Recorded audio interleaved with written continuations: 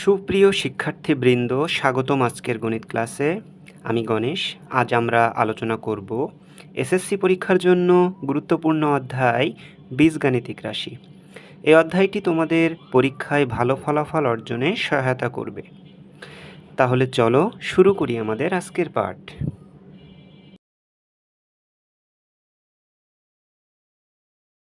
15 নং অঙ্কটা ছিল 4x³ - 5x² + 5x - 1। তাহলে একইভাবে আমরা ধরে নেব,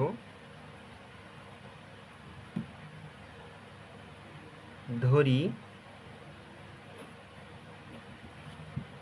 f of x সমান সমান 4x³ -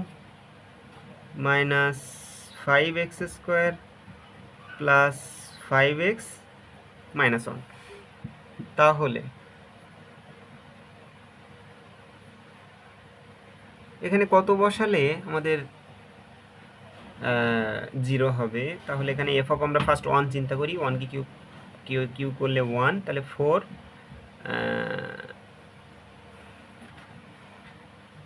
এখানে 5 -5, তাহলে -1, 5 - 1। 1 বসালে হচ্ছে না, তাহলে -1 যদি আমরা বসাই তাহলে -4 -5 9 হচ্ছে না, তাহলে +1 -1 কিন্তু হচ্ছে না। এবার দেখো এখানে এই অঙ্কটা হচ্ছে আমরা ভগ্নাংশ ধরব। এখানে এই অঙ্কটাতে আমরা কি করব? ভগ্নাংশ ধরব। আমাদের ভগ্নাংশ ধরতে হবে। এখানে এই অধ্যায়তে এই দুইটা অঙ্ক আছে, 15 নম্বর আর 16 নম্বর অঙ্কটা। এখানে আমাদের ভগ্নাংশ ধরতে হবে। তাহলে কত ভগ্নাংশ ধরলে এটা 0 হবে? তাহলে দেখো আমরা এখানে f of 1/4 ধরবো। এটা f of 1/4 বসালে দেখো এখানে 4 × 1/4³ - 5 × 1/4² + 5 × 1/4 - 1। তাহলে 4 × 4 কে কিউ করলে 4 4 16, 4 16 64, মাইনাস 5 × 4 কে স্কোয়ার করলে 16, প্লাস এটা 5/4 - 1। তাহলে 4 16 64, এটা লসাগু করি। এখানে লসাগু হবে 64। এটার উপরে 4 আছে, তাই না? তাহলে 4 64কে 64 দ্বারা ভাগ করলে 1 হয়। 1কে 4 দ্বারা গুণ করো, তাহলে 1 × 4, এখানে 4, মাইনাস 16, এখানে 64কে 16 দ্বারা যদি ভাগ করো তাহলে এখানে 4 হয়। 4 × 5 20, প্লাস 4 16, 64কে যদি 4 দ্বারা ভাগ করো, 64কে 4 দ্বারা ভাগ করলে এখানে 16, তাহলে 16 × 5 80, মাইনাস এখানে 64। এবার দেখো আমরা এইগুলা যোগ করে দিই, 80 আর 4, তাহলে এখানে 84 মাইনাস 64 আর 20, 84/64। তাহলে এখানে উপরে 0 হয়ে যায়। আর আমরা জানি কোনো ভগ্নাংশের লব যদি শূন্য হয়, ভগ্নাংশের, এখানে একটু আমি হ্যান্ড নোট দিলাম, ভগ্নাংশের, জাস্ট এটা তোমাদের বোঝার জন্য, এটা অঙ্কে লেখা লাগবে না। ভগ্নাংশের লব শূন্য হলে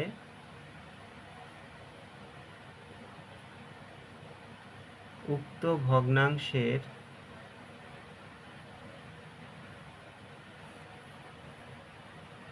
মান শূন্য।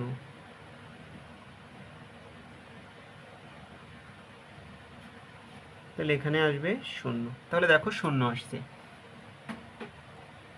তাহলে আমরা লিখবো অতএব x - 1/4 -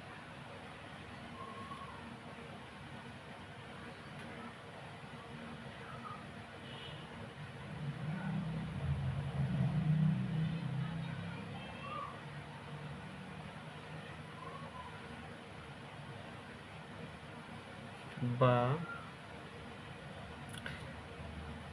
এটা একটা উৎপাদক কখন হয়? যখন এই ভগ্নাংশের মানটা শূন্য হয়, তাই না? তাহলে এখানে আমি একটু রাফ দেখাই। সেটা হচ্ছে এই x minus one by four, আমরা তো ভগ্নাংশ অ্যান্সারে রাখতে পারবো না, তাই না? তাহলে এটাকে আমরা লসাগু করবো। তাহলে ফোর, এখানে ফোর এক্স মাইনাস ওয়ান, কারণ এটার মান অবশ্যই কি শূন্য, যে কারণে এখানে শূন্য আসছে। তাহলে ফোর এক্স মাইনাস ওয়ান সমান সমান শূন্য। তাহলে ফোর এক্স মাইনাস ওয়ান এইটা হবে একটা উৎপাদক, এইটা কিন্তু না। তাহলে আমরা লিখবো এটার মান জিরো, সেখান থেকে আমরা ফোর এক্স মাইনাস ওয়ান সমান শূন্য পাইছি। তাহলে এটাকে আমরা লিখব four x minus one F of x এর একটি উৎপাদক, কমা এফ অফ এক্স এর একটি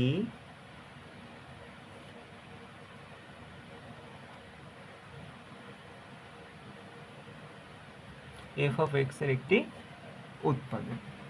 এবার এখন ফোর এক্স কিউ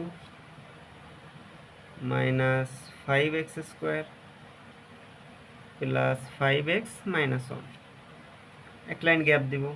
পাওয়ার থ্রি আছে, তাহলে আমরা উৎপাদকটা তিনবার লিখব। ফোর এক্স মাইনাস ওয়ান,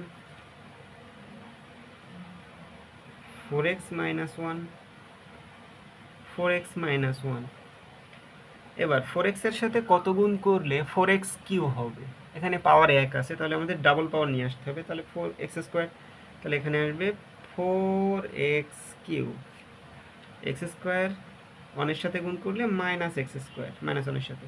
এখানে ফাইভ এক্স স্কোয়ার ছিল, আমাদের মাইনাস এক্স স্কোয়ার আসছে। এখনও চারটা আমাদের এক্স স্কোয়ার নিয়ে আসতে হবে। তাহলে দেখো ফোর এক্সের সাথে আমরা যদি মাইনাস এক্স গুণ করি, তাহলে minus four x square plus, এবার মাইনাসে মাইনাসে কী হয়ে যাবে, প্লাস এক্স, আমাদের ফাইভ এক্স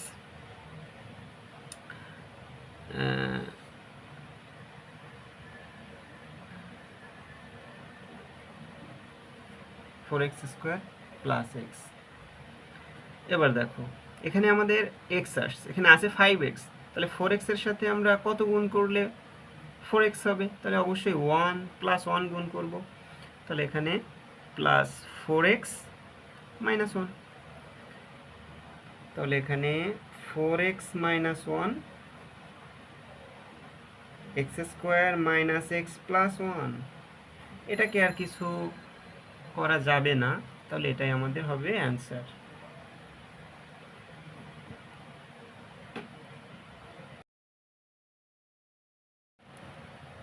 ষোলো নম্বর অঙ্কটা ছিল eighteen x cube plus fifteen x square minus x minus two.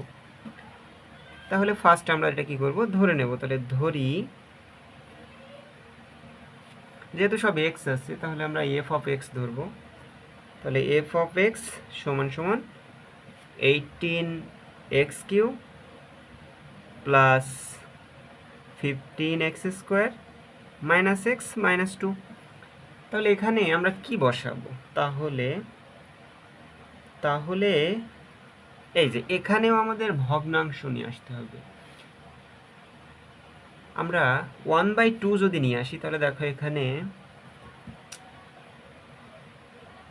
1/2 নিয়ে আসলে অবশ্যই আমাদের মাইনাস নিয়ে আসতে হবে। এখানে মাইনাস 1/2, প্লাস 1/2 দিলে এটা হয় না, প্লাস 1/2 দিলে এটা ক্যালকুলেশন করলে জিরো আসবে না।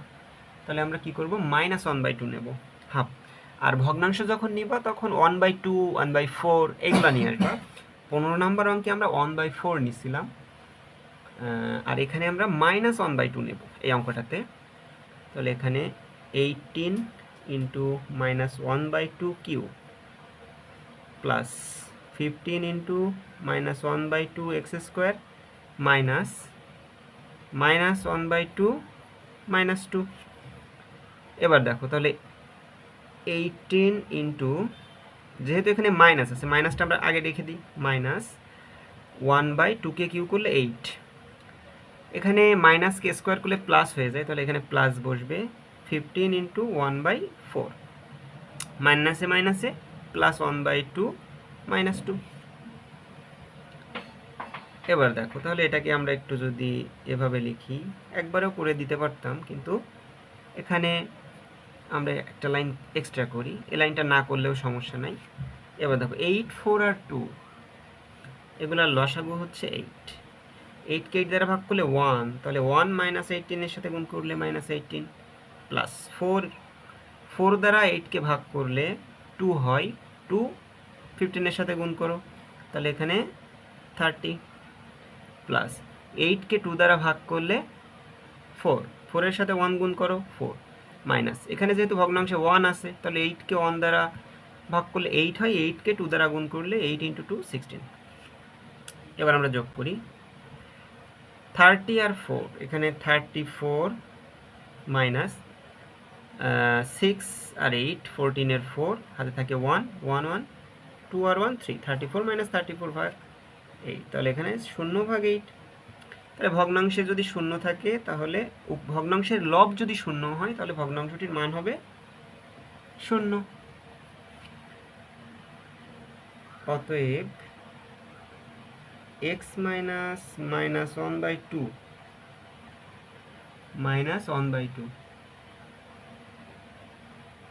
তাহলে এটাকে আমরা কি লিখতে পারি, x প্লাস 1/2, বা তাহলে এই যে এটার মান 0, এখানে আমরা একটু রাফ করি যে x প্লাস 1/2, এটার মান কিন্তু 0, তো এটাকে লসাগু করলে 2x প্লাস 1 সমান সমান 0, তাহলে এখানে আসবে 2x প্লাস 1 সমান 0। তাহলে 2x প্লাস 1 হচ্ছে f অফ x এর একটি উৎপাদক। ভগ্নাংশ কিন্তু উৎপাদকে আসবে না, 2x প্লাস 1 এটাকে 0 দিয়ে ক্রস গুণ করে একটা ভগ্নাংশ নিয়ে আসতে হবে, এমন ধরনের f অফ x এর একটি উৎপাদক।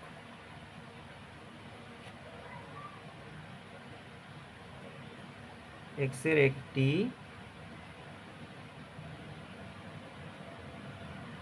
উৎপাদক। এখন 18x³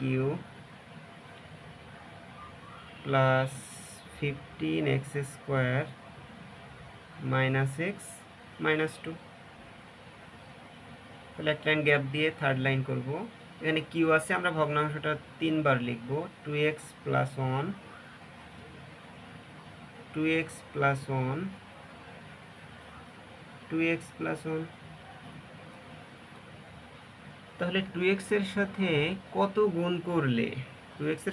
গুণ করলে 18x³ হবে, তাহলে এখানে আমরা 9 দুগুণে 18, তাহলে 9x² গুণ করতে পারি, তাহলে 9 আর 2 গুণ করলে 18, তাহলে 9 × 18x² আর x গুণ করলে x³ প্লাস 9x², 15x² ছিল, আমাদের 9 আসছে, এখনো 6টা প্রয়োজন, তাহলে 3 এর সাথে কত গুণ করলে 6x² হবে, 2 এর সাথে কত গুণ করলে 6x² হবে, তাহলে 3x গুণ করতে হবে, তাহলে প্লাস 6x², প্লাসে প্লাসে প্লাস 3x, কিন্তু এখানে দেখো মাইনাস x আছে, আমাদের প্লাস 3x আসছে, তাহলে 3x এর সাথে প্লাস 3x এর সাথে যদি আমরা মাইনাস 4x করি, তাহলে বিয়োগ করলে কি দেখো মাইনাস x হয়, তাহলে এখানে আমাদের মাইনাস 4x বানাতে হবে, তাহলে এই 2x এর সাথে কত গুণ করলে মাইনাস 4x হবে, অবশ্যই মাইনাস 2, তাহলে প্লাসে মাইনাসে মাইনাস 4x, প্লাসে মাইনাসে মাইনাস 2। এবার দেখো এখানে 2x প্লাস 1,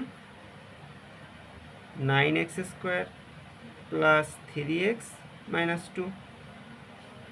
এবার এটাকে আমরা কি করতে পারি, এটাকে আমরা মিডল টার্ম করতে পারি, তাহলে 9 আর 2 গুণ করলে 18, তাহলে 18কে আমাদের ভাঙাতে হবে, তাহলে 18কে যদি আমরা এভাবে ভাঙাই, 2x প্লাস 1, 9x², তাহলে 18, তাই না, তাহলে 6 এর নামটা পড়ি, 3 6 18, তাহলে 6 6x আর 3x গুণ করলে 18x², বিয়োগ করলে 3x হয়, তাহলে প্লাস 6x মাইনাস 3x, 3 6 18, আবার 6 থেকে 3 বিয়োগ করলে 3x হয়, মাইনাস 2, তাহলে এখান থেকে 2x প্লাস 1, এখান থেকে আমরা 3x কমন নিতে পারি। 3x কমন নিলে এখানে থাকবে 3x প্লাস 2 মাইনাস, এখান থেকে 1 কমন নিলে 3x মাইনাস কমন নিচ্ছে, এই জন্য প্লাস হয়ে যাবে। ওকে, এবার এটাকে আমরা লিখব 2x প্লাস 1, 3x প্লাস 2,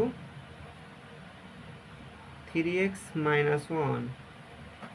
তাহলে আমাদের অ্যান্সার আসছে 2x plus 1, 3x plus 2, 3x minus 1। এটাই হলো আমাদের অ্যান্সার। যদি অঙ্কটা বুঝতে তোমাদের সমস্যা হয় তাহলে ভিডিওটাকে আবার পুনরায় দেখে নাও, তাহলে অঙ্কটা বুঝতে আশা করি বুঝতে পারবা তোমরা।